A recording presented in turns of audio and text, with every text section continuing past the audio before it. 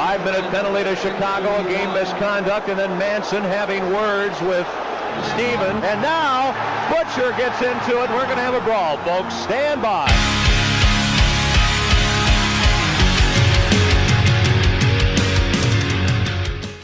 What's going on, everybody? Tyler Cash here. It's another episode of Fourth Line Goon Hockey Podcast. Sorry, it's been a few weeks. Obviously, the holidays are getting the best of both of us, but it's finally time to chat some hockey with my boy Tommy. How you doing, bud? Doing good. Things are finally going to start slowing down in my life in like a week from now for the rest of the year. So that'll be nice when the holidays kick in. But yeah, been good. How about yourself? Good. Just shopping. I mean, most of that shit's done online now, so that's Facts. pretty easy. Got everyone taken care of. We went to a cactus glow, something they do out here in the desert where they just kind of put Christmas lights on cactuses. That was great. It was cool. Got to take the little one out for that and see her eyes light up. And she's Oh, you saw the photos. yeah. In her St. Louis Blues onesie. True Blues fashion. And I went out and Santa immediately bought her a Vegas Golden Knights onesie that's going to be nestled under our tree come Christmas Eve. But Grinch might come and take that. We'll see. It's been fun, man. It's been really good. You're going to be here, right? Right around Christmas Eve as well. Are you coming in? Yeah, I'm actually coming in Wednesday, and then I'll pop out on Christmas Eve back home. So back to St. Louis or back to the coast? St. Louis, yeah. Cool. So cool.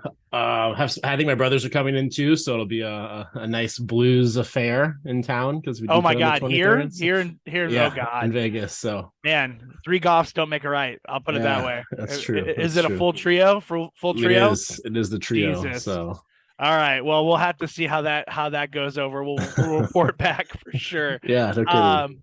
So yeah, let's chat some hockey. Man. The biggest news, I guess, as far as enforcers go and just aggressiveness in hockey, which is what we like to highlight with the show, is that big hit Revo laid into the young defenseman Philip Horneck. I think you say it. I picked him up on fantasy, though, man. He's been great for me. 6 goals and 18 assists for 24 points in 29 games.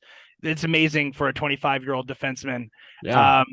Man, Detroit just seems to, they have all the young talent back there on the blue line for sure, but it looks like he might be potentially missing some games because he doesn't know how to skate with his head up, right? Well, that's the thing is, like, his head was up. Like, he was just like, when he's going, he's like looking over here, and then by the time he pivots and rotates, within a half a second, you have Ryan Reeves not even skating at you either. Like, literally from like center ice is like gliding toward you. All right, you're not going to move, and we just plow through you, type of a thing. But what are you going to do?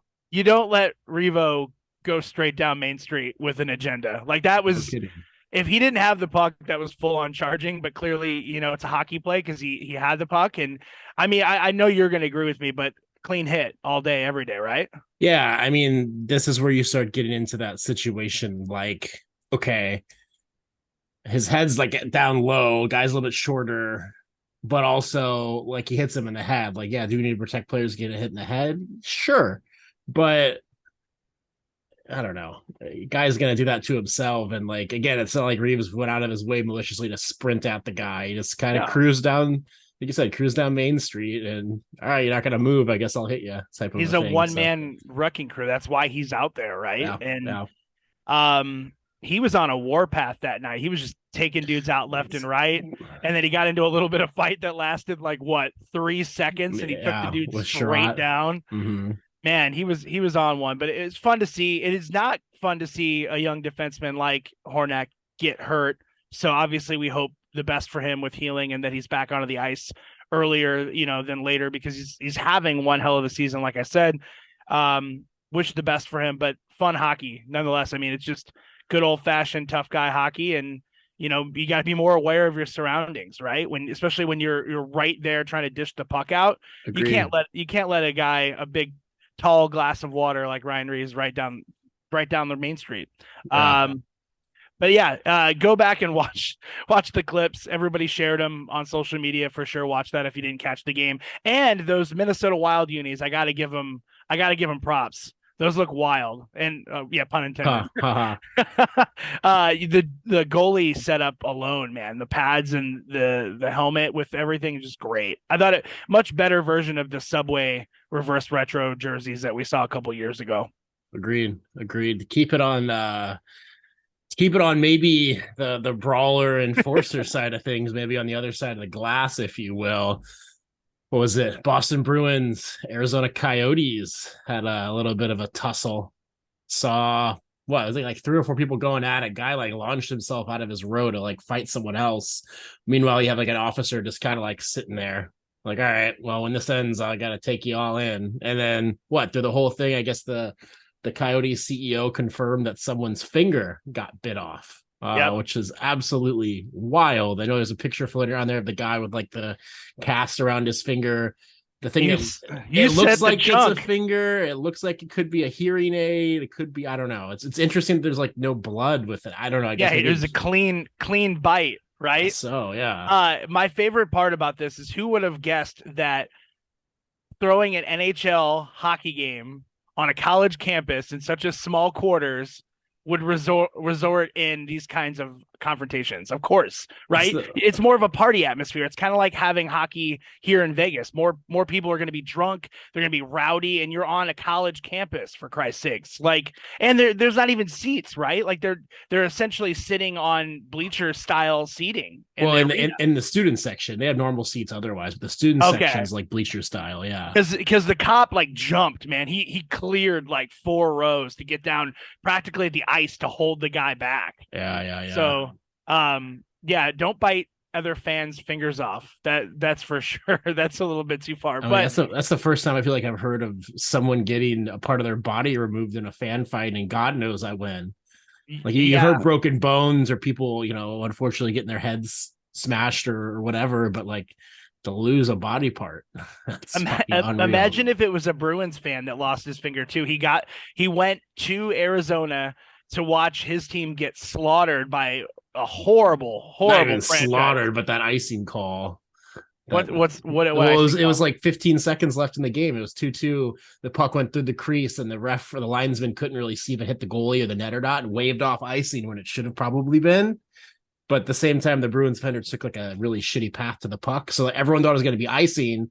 The ref waved off last second. Coyotes guy took the puck, went out of the net, fed the guy in the slot, scored 3-2 winner with like 13 seconds left. Oh shit! See, now everybody was bragging on Twitter like it was some sort of major blowout. So I just assumed that the Bruins got their asses handed to them. That's hilarious. I mean, it's even funnier when you put it in that context. Yeah. Or their fingers handed to them. Yeah, there you go.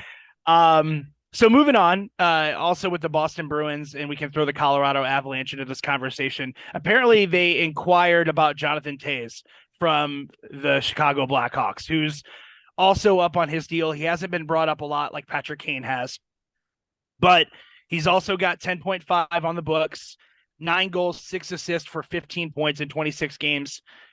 It's hard to tell if that's not very impressive, to be short with you. It's okay, but it's not $10.5 million worth, right? Like every team knows that. So Chicago Blackhawks clearly going to retain some of that salary, but you got to wonder, does Toews have it in him to go to a team, a Stanley Cup contending team, and actually bring something to the table? Obviously, 1,000 games played, 2 cups, 867 career points.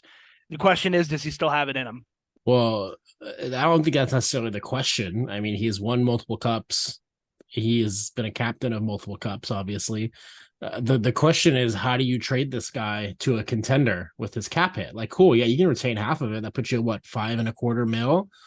Like, if we're using the Bruins, for example, they have $33K in cap space. Like, what are you going to do? You have to send someone big back, and like looking at their side of things, like, who are you sending back? Taylor Hall, maybe? I don't know. Outside of that, it's like Taylor Hall, Hampus Lindholm, we just signed you an extension. That's not happening. It's like maybe Jake DeBrusk. There's your trade that you wanted out prior, but it sounds like he doesn't want out anymore. So, and he has a modified no trade clause too. Same with Taylor Hall. So it's like, yeah, in this pipe dream of a scenario, to get him even at 50% retained, you're going to have to dish someone else out. And like, who's that going to be? So like, and like looking at cap friendly too, of like, okay, cool. What teams could realistically probably trade for this guy? The only ones that could potentially be in contention as of right now is probably Islanders, Red Wings, Wild. You could maybe throw the Rangers in there, but it's probably still a stretch for them to fit them under the cap too. So, I mean, the only way you work around it, I think, is that kind of roundabout scenario where it's like, oh, I'm going to trade Jonathan Toews to the Coyotes at 50% retained, and the Coyotes are going to get like a third round pick, and they're going to flip them to what other team at 50% retained.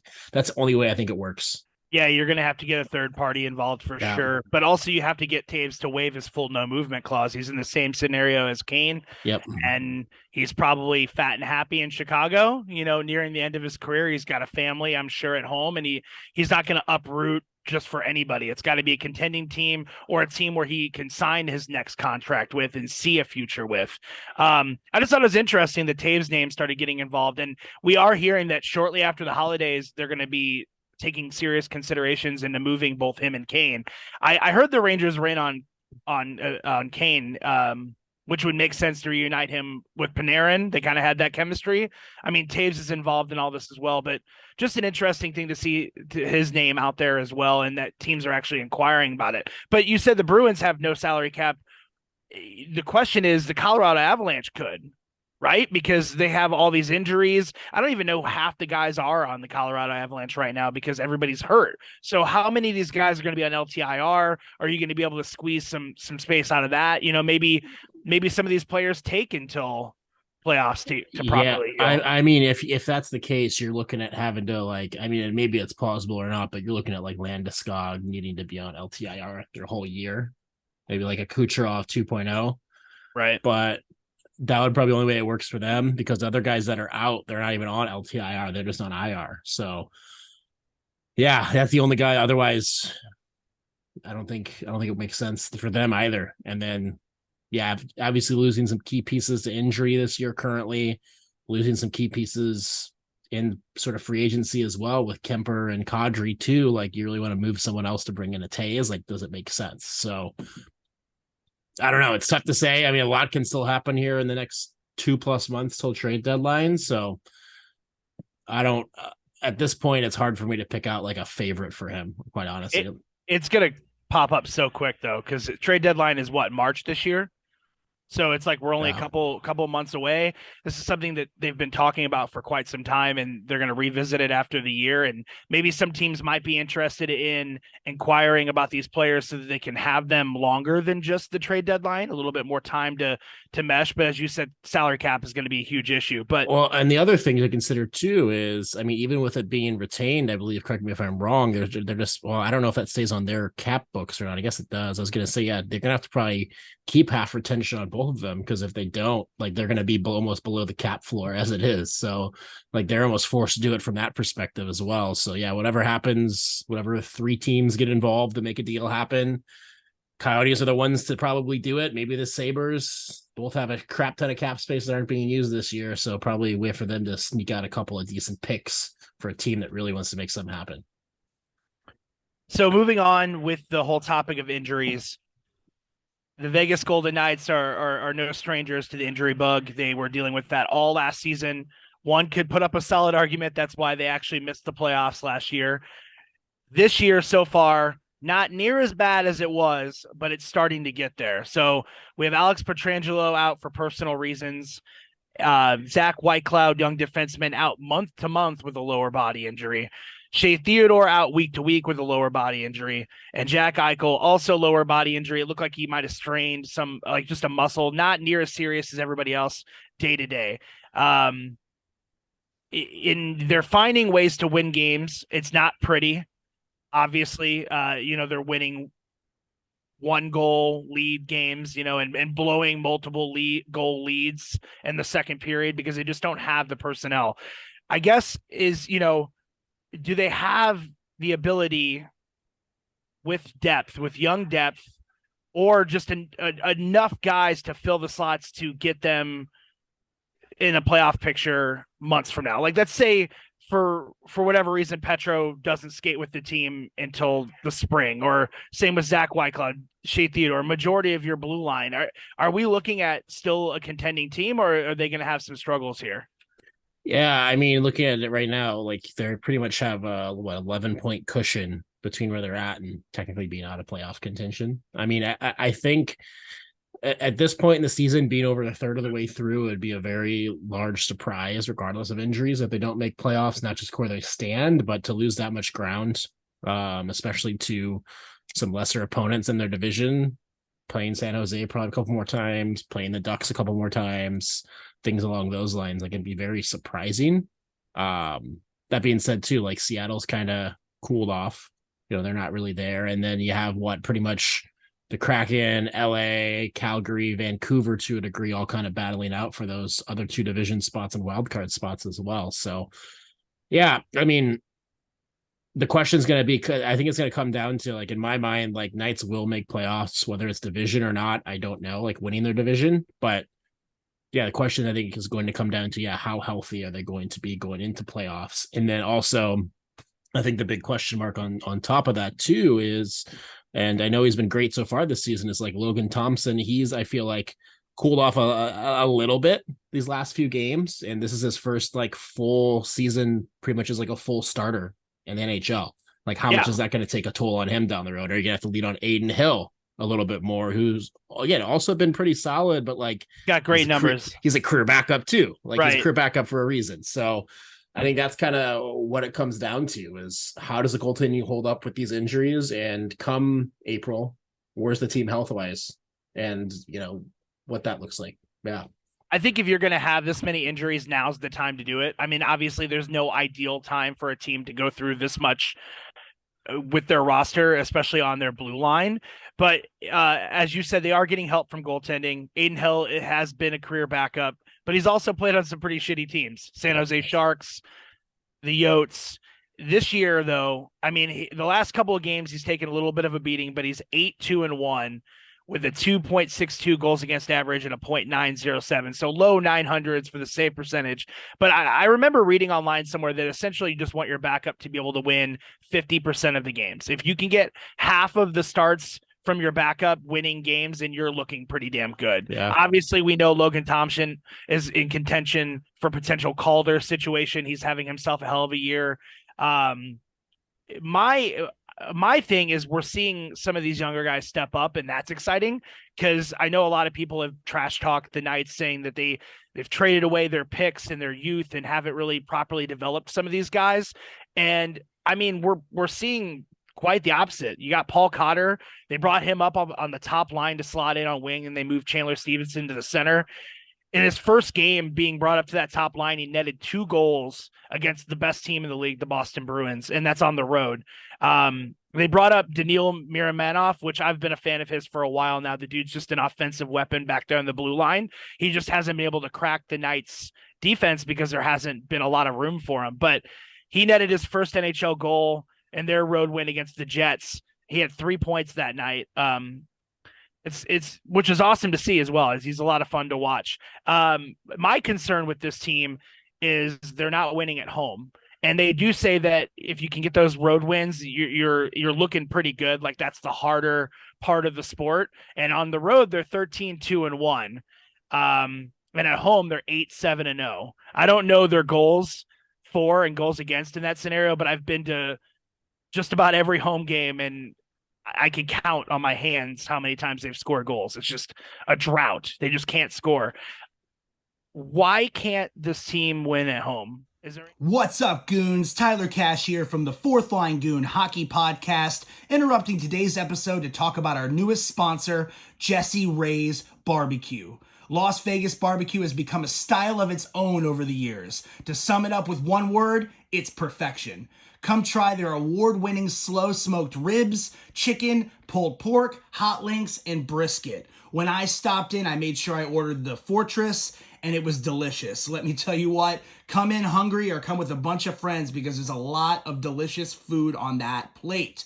They offer barbecue catering, dining in, takeout, delivery, and they also sell their award-winning barbecue sauce by the bottle. They just opened a location in Henderson at 308 North Boulder Highway. And of course, they have their original location located right behind Mandalay Bay at 5611 South Valley View Boulevard. They're open Sunday through Thursday, 11 a.m. to 7 p.m. They're open Friday and Saturday from 11 a.m. to 8 p.m. For delivery, call 702-541-5546. Once again, that number is 702-541-5546. You can find them on Instagram and Twitter at Jesse Ray's Barbecue.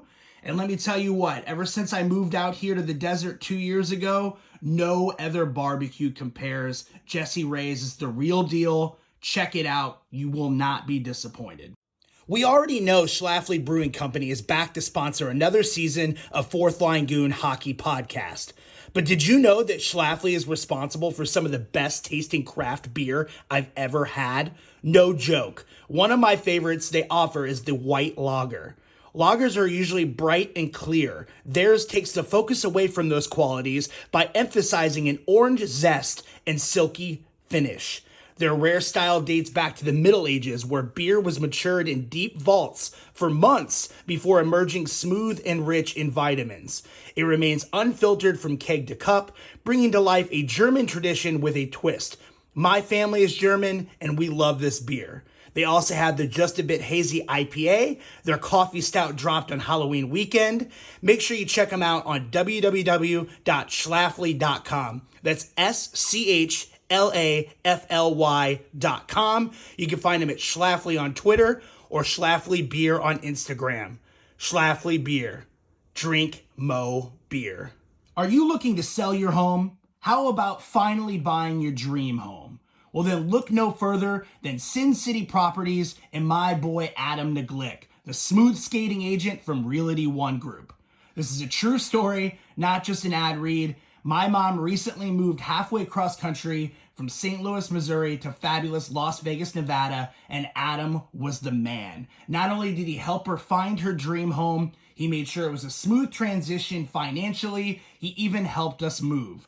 Now, I don't know how you guys feel about dealing with realtors, but a lot of times they're uppity, they're hard to talk to. That's not my boy Adam. He's a beauty to talk to. He's a hockey fan. He's a great guy. So let me put you in touch with him. Go to sincityproperties.com, or you can call him at 702-335-2156. Once again, that's Adam Neglick, the smooth skating agent from Realty One Group. You can go to sincityproperties.com. You can get a free market analysis, and he'll help you find your dream home today.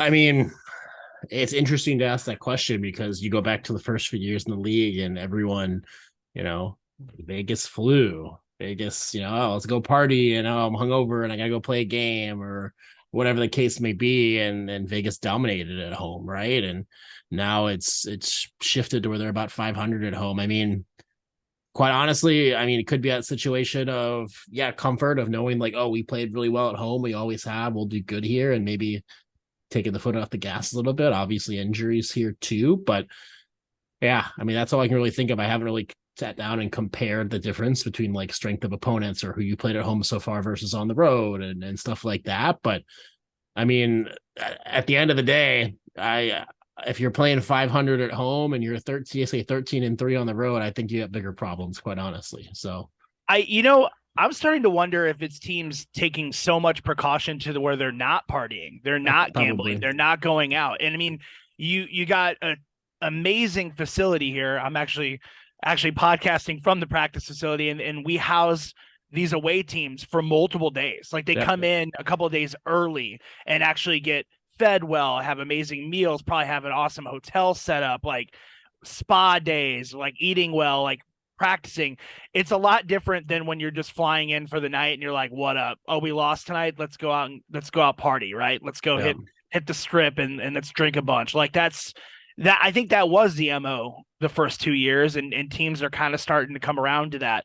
I'm also wondering if the pressure is there. Like this team knows they can perform, I think it does get into these guys' heads, and they want to perform for their fans, and it's hard not to think about these things. So maybe over the holidays, maybe a little relaxation, maybe get some of these guys healthy. Hopefully Petro joins the team again. And they can to get bonding and have more fun again. I think that'll be a big key. But you definitely want to see them winning more at home, especially if they get that home ice advantage, right? That would be such a bummer for them to take the Pacific, get home ice advantage, and get knocked out round one. Like that's not anywhere any team wants to be. Which leads us to what I wanted to chat about today, the playoffs, right? The playoff picture. If the playoffs started today, which obviously they're not, we still have a good chunk of hockey left. I want to kind of go through the matchups and give our take on where we think teams would end up. And then let's revisit it. Maybe I can re-edit this when we get closer with our playoff predictions. So as of today, the playoff picture, I had it. Oh, this is NFL. I was pulling it up. I sent it in.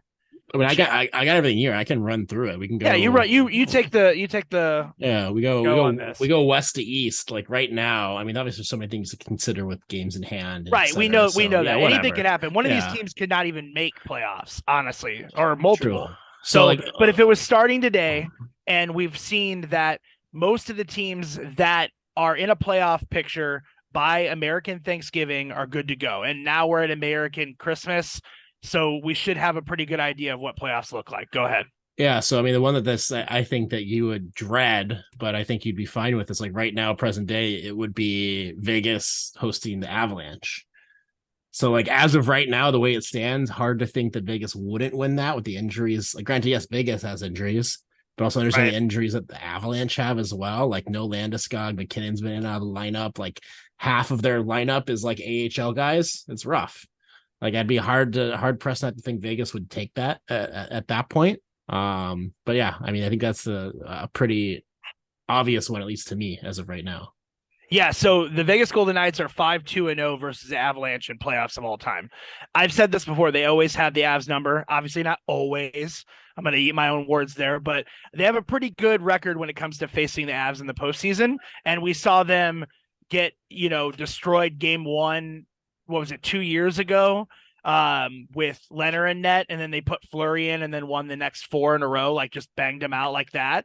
I'm not afraid of the Colorado Avalanche when it comes to seeing them in the postseason. And I think that the moves that they've made, although necessary, have hurt the team. I think letting the goaltender go was a mistake. I think Kadri was a big part of that game. He was a big part of why they won the cup. That dude was always knocking on the Stanley Cup's door.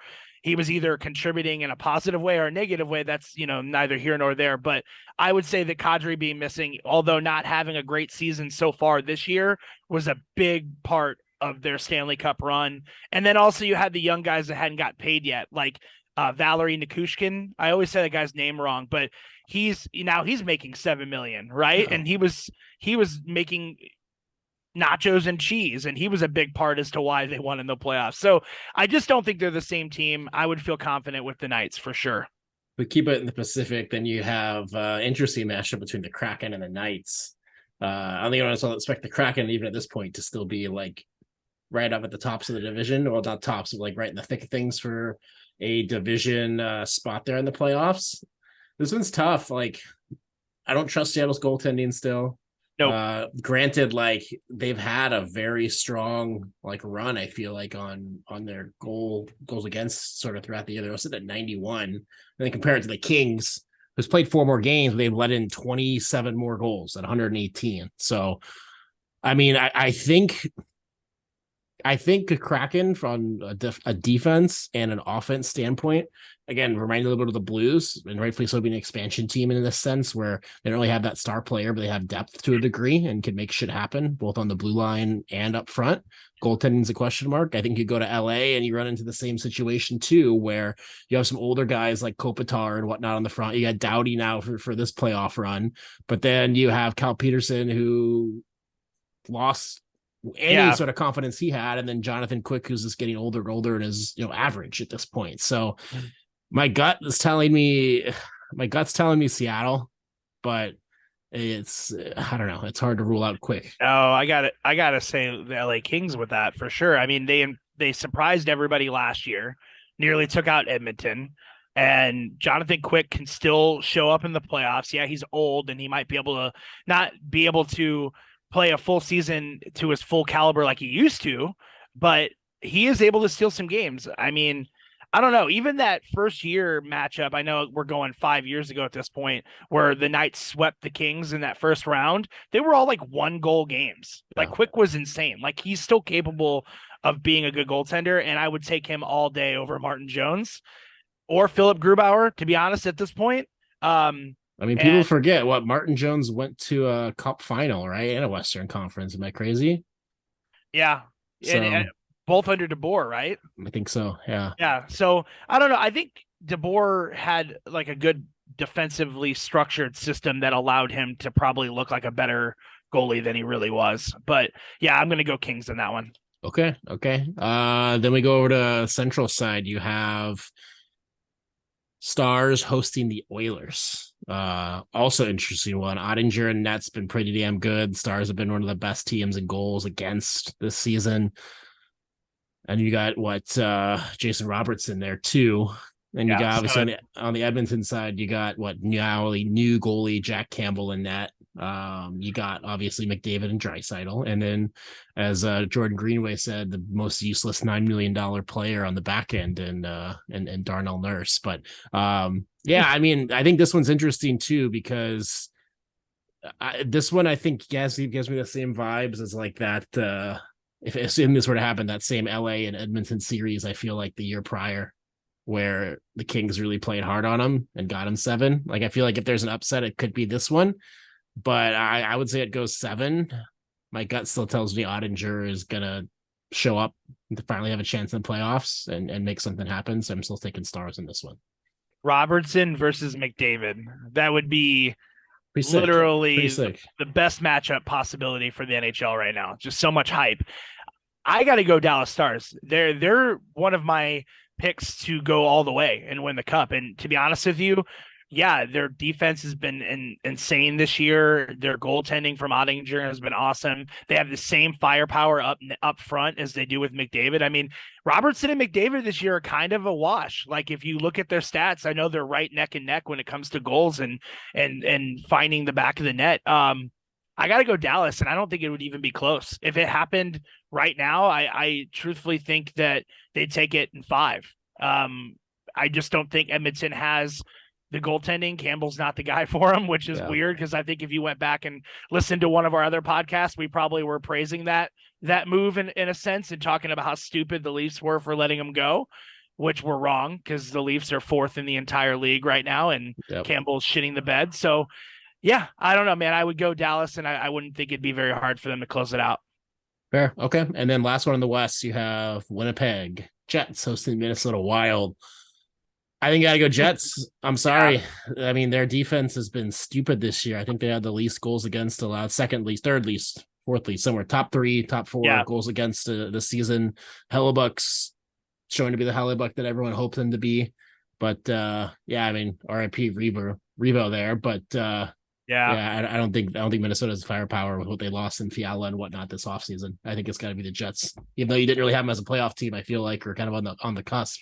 They're definitely doing a hell of a lot more this season. We're wrong. Yeah, I mean, I'm wrong. I mean, I didn't think Winnipeg did much to change, and I honestly do think there's an element to their game that is not real. Like, I think that it's an element of smoke and mirrors. I don't think they're as intense of a team as people make them out to be. Yeah, Hellebuck will always be Hellebuck, but you can find ways to get past them. The Golden Knights just did it 6-4 the other night, 6-5. And that's a high scoring game against a team that's finding hard times with goal droughts, and not having the ability to score this many goals. And they did it against Hellebuck, who's, a favorite for the Vezina. So I don't know, man.